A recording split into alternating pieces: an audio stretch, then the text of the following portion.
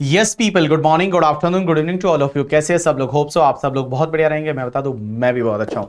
तो guys 11th जुलाई को result आया। रिजल्ट कैसा रहा अगर आप मुझसे पूछोगे तो मैं वही बोलूंगा, रिजल्ट बहुत अच्छा रहा। और मैं आपको पहले भी बोलता था, अगर आपको याद रहेगा तो लास्ट के 6-7 महीने में मैं जब भी आपसे कम्युनिकेट किया थ्रू द वीडियो या मैं कहीं कॉन्फ्रेंसेज में मिला, हर जगह मैंने आपको यही बोला कि इस बार रिजल्ट बहुत अच्छा रहेगा।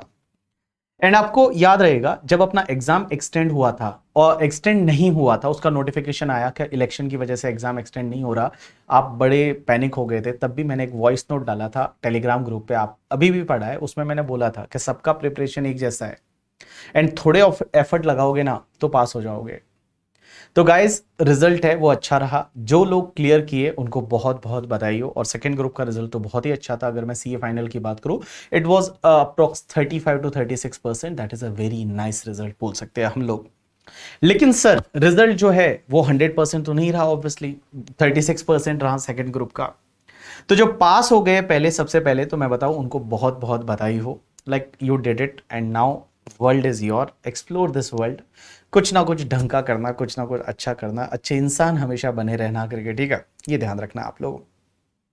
इस बार अगर मैं बात करूं तो बहुत सारे बच्चों ने रैंक आई। पहली बार ऐसा हुआ कि हमारे 100+ ऑल इंडिया रैंकर है सीए फाइनल में। तो सीए फाइनल में जितने रैंक्स है उसमें 100 से ज्यादा स्टूडेंट ऐसे हैं जो डीटी मेरे से पढ़े हुए हैं। अल्टीमेटली देखो यार, रैंक वगैरह में अल्टीमेट जो है वो कंट्रीब्यूशन बच्चे का रहता है। हमारा कंट्रीब्यूशन 5 to 10% रहता है। अल्टीमेटली उसकी हार्डवर्क होती है, उसकी मेहनत होती है। तो जिन्होंने रैंक लाई या एग्जामिशन की अगर मैं बात करूं तो there are 3000+ student who has scored the examination in this examination. तो उनको बहुत बहुत बधाई हो। लेकिन सर रिजल्ट 100% तो नहीं रहा। तो जो लोग नहीं कर पाए इस बार या जिन्होंने एग्जाम नहीं दिया and they are going to appear for the November 2024 exam, उनके लिए सर क्या है? क्या सर उनको नई क्लासेस लेनी चाहिए, क्लासेस नहीं लेनी चाहिए, अमेंडमेंट्स क्या है, कैसे है? तो सबसे पहले अगर मैं क्लासेस की बात करूं ना, तो देखो, अगर आपका कंटेंट में प्रॉब्लम है, मींस कॉन्सेप्ट इशू है, जब आप एमसीक्यू रिजॉल्व सॉल्व करते हो और एमसीक्यू सॉल्व नहीं हो रहा है, अगर एमसीक्यू सॉल्व कब नहीं होता? जब आपका कॉन्सेप्ट क्लियर नहीं है। अगर कॉन्सेप्ट क्लियर नहीं है, I advise you you should go for the classes. Sir कौन सा क्लास लेना चाहिए? जैसे आपका रेगुलर बैच भी है, आपका exam oriented fast track batch भी है। Now for the November exam just go with the exam oriented fast track batch है, वो आप ऑप्ट कर सकते हैं अगर आपका कॉन्सेप्ट में इशू है तो। लेकिन वो एग्जाम ओरिएंटेड जब आप बैच लेते हैं, I will give you proper planner. वो आपका ऐसा प्लानर मैं दूंगा और उस प्लानर के अकॉर्डिंगली आपको पढ़ाई करनी है। हर दिन का मैंने क्या किया है, अभी जो है मैं प्लानर को चेंज कर रहा हूं और वो प्लानर आपको मिलेगा। उस प्लानर में मैंने आपको बताया कि हर दिन कौन से लेक्चर देखने हैं, कब आपको टेस्ट देना है, क्या देना है, वैसा मैं पूरा प्लान करके आपको दे रहा हूं। और अकॉर्डिंगली अगर आप उसको फॉलो करते हैं तो आप इजीली जो है वो फटाफट जो है वो आप डीटी को कवर कर सकते हैं। अब अगर मान लो आपको कंसेप्ट या जो कंटेंट है, कॉन्सेप्ट में इशू नहीं है सर, हमको हमको कॉन्सेप्ट पता है लेकिन प्रैक्टिस का इशू है। गाइस प्रैक्टिस का इशू है तो आपको क्लास लेने की जरूरत नहीं है। आप बिना क्लास के भी कर सकते हैं। आपके पास मटेरियल है, आपके पास यूट्यूब पे रिवीजन लेक्चर है और वो रिवीजन लेक्चर देख के, मटेरियल देख के और आप मॉक टेस्ट पेपर सॉल्व करके, आरटीपी सॉल्व करके आप खुद भी कर सकते हैं। तो आपको डिसाइड करना है आपको क्या करना है। अगर आपके देखो, सिंपल सा चेक करने का तरीका है, आप ले लो एमसीक्यूज, 30-40 एमसीक्यूज जब सॉल्व करोगे, अगर एमसीक्यूज आपसे हो रहे हैं तो आपको कॉन्सेप्ट आता है, सिर्फ प्रैक्टिस की जरूरत है, प्रैक्टिस कर लो। लेकिन अगर एमसीक्यूज नहीं हो रहे, गलत हो रहे, तो वहां पे कॉन्सेप्ट का इशू है। आपको कॉन्सेप्ट है वो स्ट्रांग रखने पड़ेंगे। और अभी क्या है ना, डायरेक्ट टेक्स्ट के जो कॉन्सेप्ट है वो आपके पेपर नंबर 6 में भी अप्लाई होते हैं। अगर आप पेपर नंबर 6 देखोगे उसमें 30 to 35% है वो डीटी से रिलेटेड पूछा जाता है, इन डेप्थ पूछा जाता है। तो वहां पे आपके कॉन्सेप्ट है वो स्ट्रांग होने चाहिए। चलिए, दूसरा पॉइंट ये आता है कि सर अमेंडमेंट हमारे लिए क्या एप्लीकेबल है? क्या हमारे लिए अभी जो बजट आने वाला है, निर्मला सीतारमण जी ऑन द 23 जुलाई 2024 को बजट लेके आ रही है, फाइनेंस बिल 2024, क्या वो हमारे एग्जाम के लिए एप्लीकेबल है? Answer is no. आपके नवंबर 2024 में जब आप एग्जाम दे रहे हो तो ये जो बजट आने वाला है that is not applicable for your examination. तो आप मत देखिए करके, ठीक है? आपको टीवी पे देखना भी नहीं है इस बजट में क्या चेंज हुआ, कैसे हुआ, क्योंकि हो सकता है इस बार कुछ ज्यादा चेंजेस हो, तो आपको नहीं देखना है बजट को। उसके बाद में सर हमारे लिए कोई एडिशनल अमेंडमेंट्स है क्या? जो हमने मई के लिए पढ़ा था और अब नवंबर के लिए पढ़ रहे हैं, तो क्या कुछ एडिशनल अमेंडमेंट है? आंसर इज यस, थोड़े बहुत है। एक तो आपके लिए कुछ एडिशनल केस लॉज है, case laws 4-5 case laws additional है, एंड एक आपके लिए कुछ नोटिफिकेशन सर्कुलर एडिशनल है, बट उसकी आप बिल्कुल टेंशन मत लीजिए। I will upload video after ICAI release the RTP.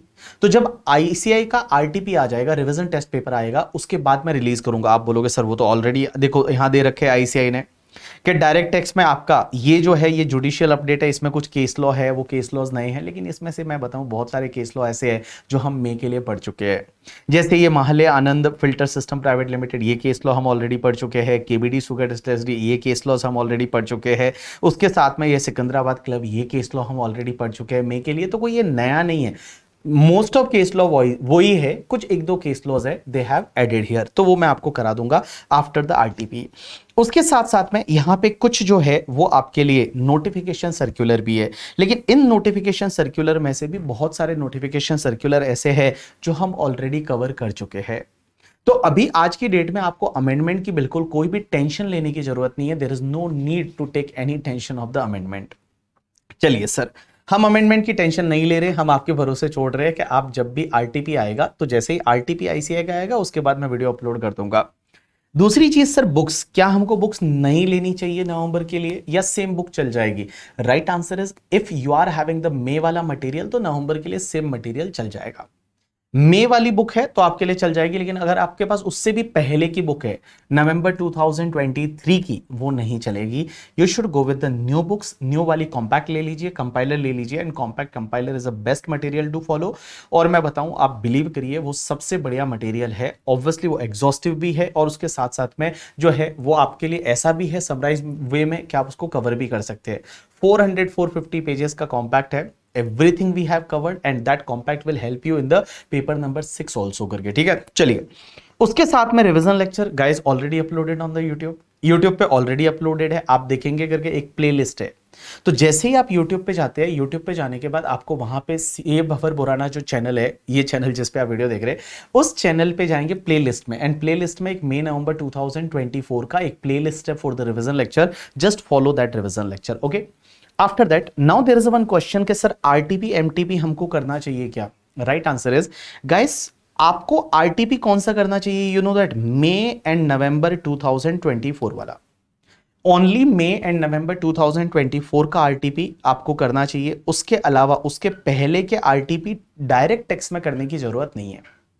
And MTP जो है वो एमटीपी आपको मई एंड नवंबर 2024 के एमटीपी करने चाहिए। उसके पहले के पिछले साल के एमटीपीज मॉक टेस्ट पेपर आपको करने की जरूरत नहीं है। एंड एक और चीज समझना, जब आप ये एमटीपी करते हैं ना guys, my suggestion is at least 1 MTP ऐसा होना चाहिए जो आपको लिख के करना है।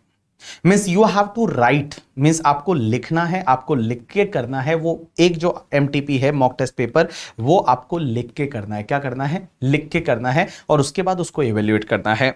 उसके बाद में सुपर 18 क्वेश्चंस मैंने आपको ऑलरेडी पहले दे रखे हैं, सेम वही अभी आप प्रैक्टिस कर लेना, लेकिन मैं आपको न्यू दूंगा in the month of the October.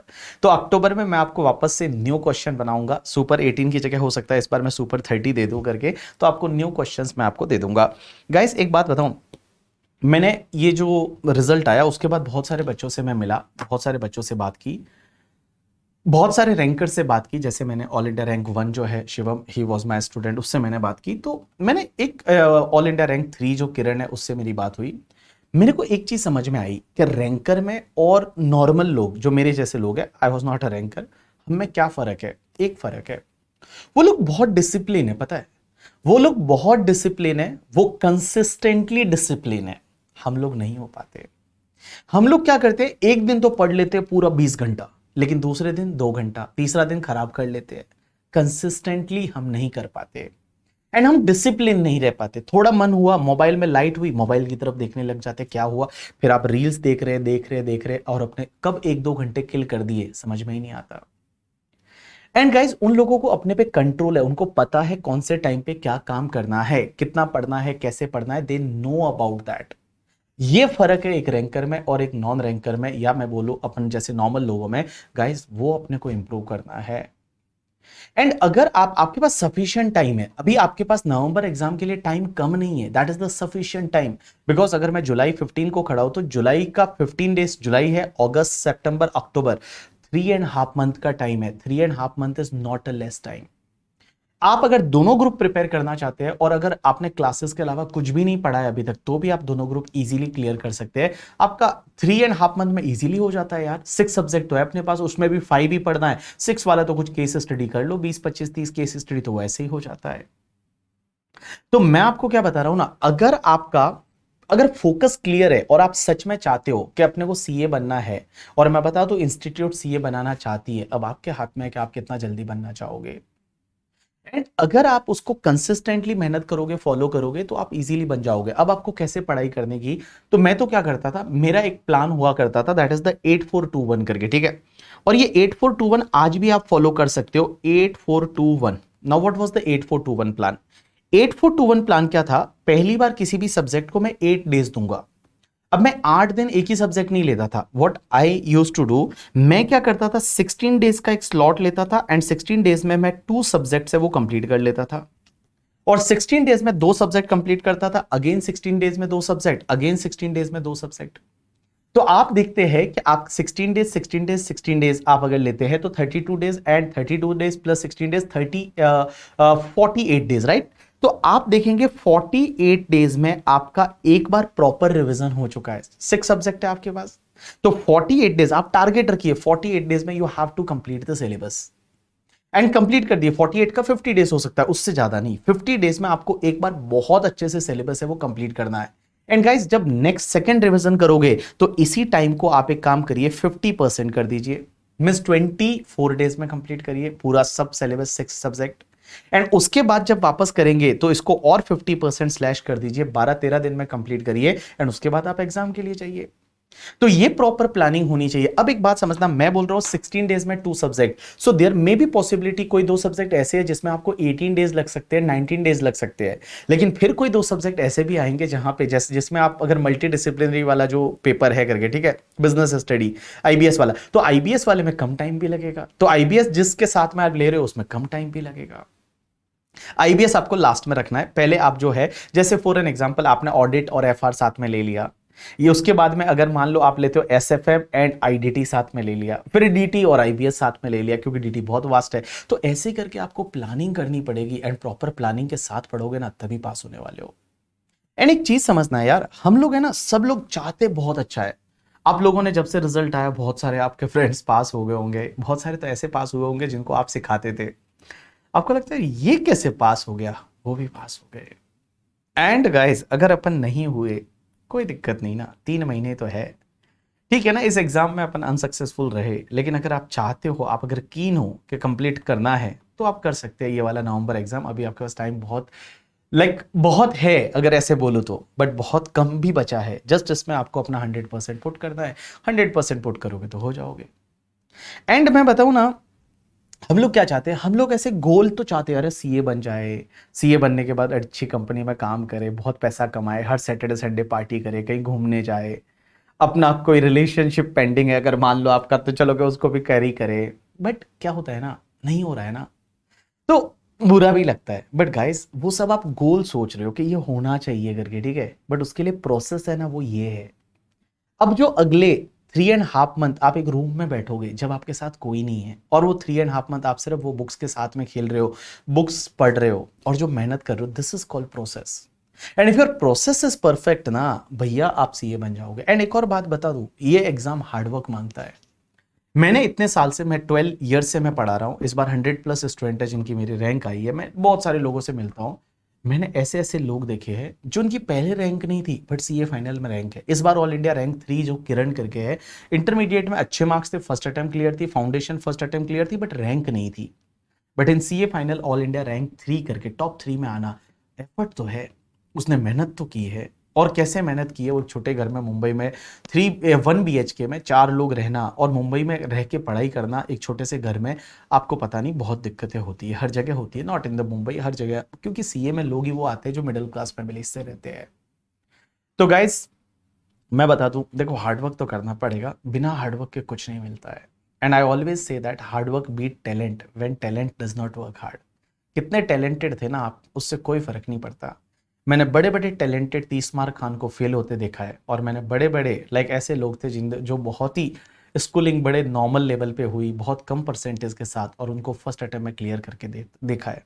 तो इट्स ऑल अबाउट यू यार, you are only maker and breaker of your life. आपकी लाइफ के जो डिसाइडर है वो आप ही है।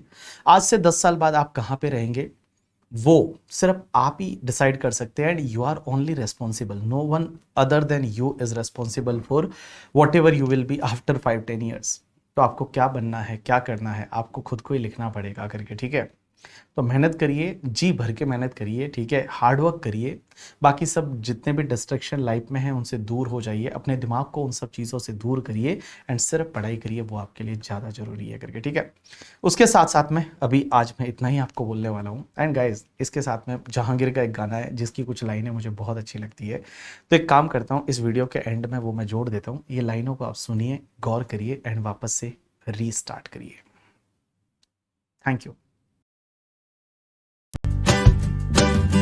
ये जो खिसक खिसक के मैं आगे जा रहा हूँ, ये जो फिसल फिसल के मैं पीछे आ रहा हूँ, ये जो पिघल पिघल के मैं बहता जा रहा हूँ, ये जो सिसक सिसक के मैं आहें भर रहा हूँ। नीचे हैं खाइयाँ और मैं कांप रहा हूँ, पर जिंदा हूँ अभी अभी हाँफ रहा हूँ। ऐसे पहले भी चढ़ा हूँ मैं, एक कच्चा घड़ा हूँ मैं। एक तो राहों में बबूल बहुत हैं, उसके ऊपर से अपने उसूल बहुत हैं, उसके ऊपर से सब टोकते रहते हैं कि राहगीर भाई उधर जाओ, उधर फूल बहुत हैं। ये जो हंस रही है दुनिया मेरी नाकामियों पे ताने कस रही है दुनिया मेरी नादानियों पे, पर मैं काम कर रहा हूँ। मेरी सारी खामियों पे कल ये मारेंगे ताली, मेरी कहानियों पे कल जो बदलेगी हवा, ये साले शर्माएंगे हमारे अपने हो कह के, ये बाहें गरमाएंगे। क्योंकि जिद्दी बड़ा हूँ मैं, एक कच्चा घड़ा हूँ मैं। फिर भी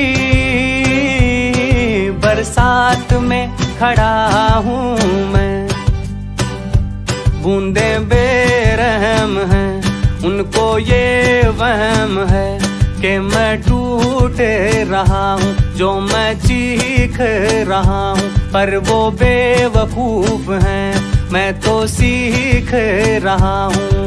ऐसे पहले भी लड़ा हूँ मैं, एक कच्चा घड़ा हूँ